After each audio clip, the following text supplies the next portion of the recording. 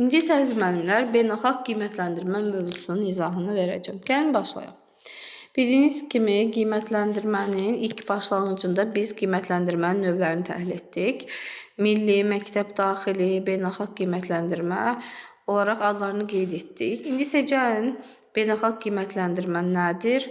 Hansı növləri var? Belə deyim də, hansı beynəlxalq qiymətləndirmələr mövcuddur? Biz ölkə olaraq hansı beynəlxalq qiymətləndirmələrdə iştirak etmişik və həmin beynəlxalq qiymətləndirmənin şagirdlərdə hansı bacarıqlar formalaşdırır və nə üçün həyata keçirir, onu təhlil edəcəm. Əziz müəllimlər, elə bir çox beynəlxalq qiymətləndirmə növü yoxdur. Yəni ilk öncə narahat olmayın ki, bunların adlarını yadımızda saxlamaq çətin olacaq. Yaxud da ki, tarixi hissələri düşünmürəm ki, imtahana düşə bilər. Biz sadəcə olaraq hansı beynəlxalq qiymətləndirmələr mövcuddur və onlar şagirdlərdə nəyi əsas, hansı nailiyyətlərin şagirdlərin ölçür, onlara diqqət edəcək. Bildiyimiz kimi bir sıra ölkələrin ümumi təhsil haqqında məlumat toplamaq və yaxud da ki, şagirdlərin öyrənməsini təkmilləşdirmək üçün nəzərdə tutulur beynəlxalq qiymətləndirmələr. Hazırda Azərbaycanın da qoşulduğu TIMİS, PIRLIS və PISA beynəlxalq qiymətləndirmə mövcuddur. Gəlin birinci başlayaq TIMİS beynəlxalq qiymətləndirməsindən.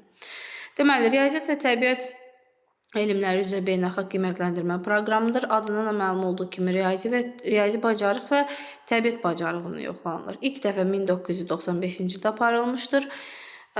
Deməli, 2019-cu ildə 7-ci dəfə keçirilib və 70-ə yaxın ölkə iştirak etmişdir. Dediyimiz kimi, burada əsas məqsəd təhsil sisteminin effektivliyini izləmək, beynəlxalq səviyyədə müqayisə aparmaqdır. Yəni, imtahan, riyaziyyat və təbiət elmlərinə dair sualları əhatə edir.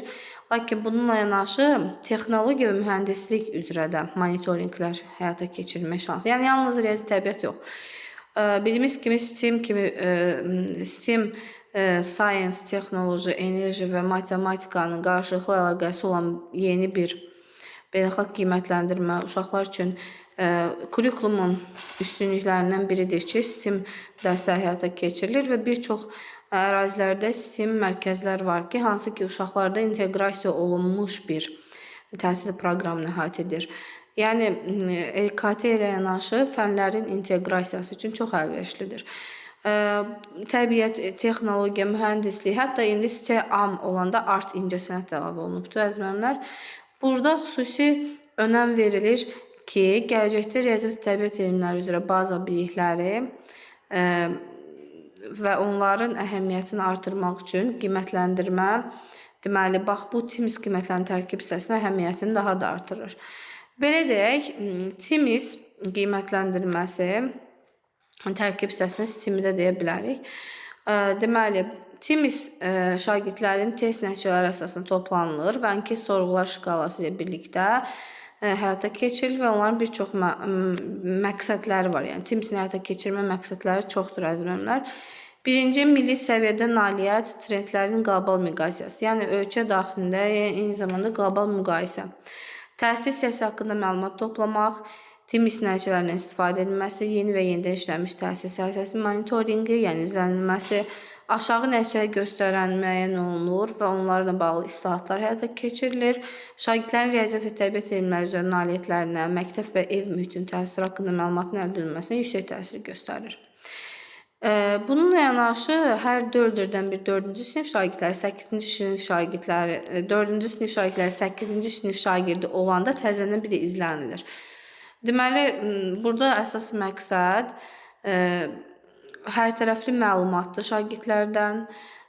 Çalışırlar ki, Azərbaycan da burada iştirak etsin. Azərbaycan da TIMİS qiymətləndirməsinə 7-ci dəfə 2019-cu ildə 60-dan çox ölkə iştirak etmişdir. 2011-ci ildə 2-ci dəfə iştirak etmişik.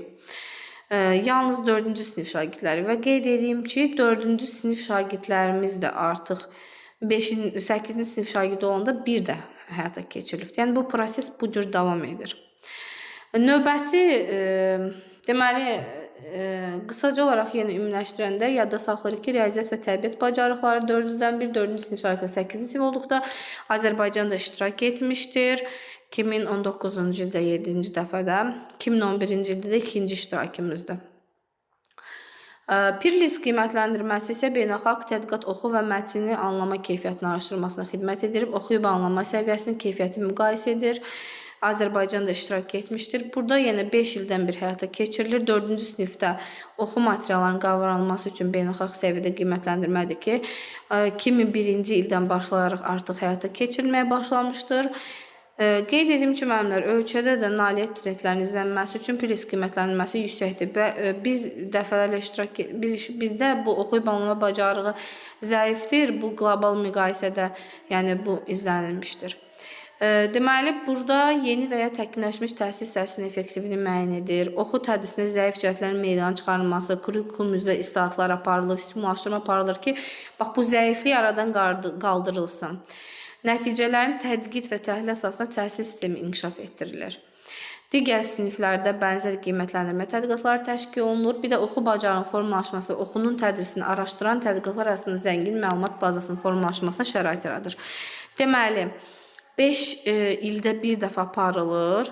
İndiyənək 5 dəfə 2001, 2006, 2011, 2016, 2021-ci illərdə olub. Azərbaycan da 2011, 2016 və 2020. Təəssüflər olsun ki, oxuyub anlama bacarığımız hörmətli nazimizə qeyd etdiyi kimi çox aşağı səviyyədə olmuşdur. Sonuncu qiymətləndirmə isə PISA qiymətləndirmədir əziz müəllimlər. Beynəlxalq şagirdlərin qiymətləndirmə proqramıdır.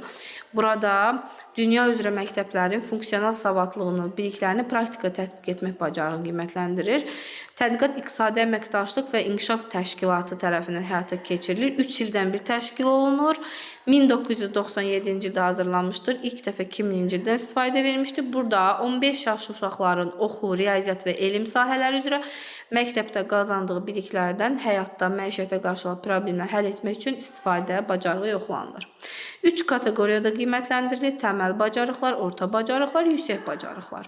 Deməli, riyaziyyat üçün tələb olunan bacarıqlarda şagirdlərin vəzifələri, sadə riyazi yenidən qurma, əlaqələndirmək, bir problemi həll etmək üçün fərqli düşüncə və metodları bir araya gətirmək, riyazi nəticələr əldə etməkdir.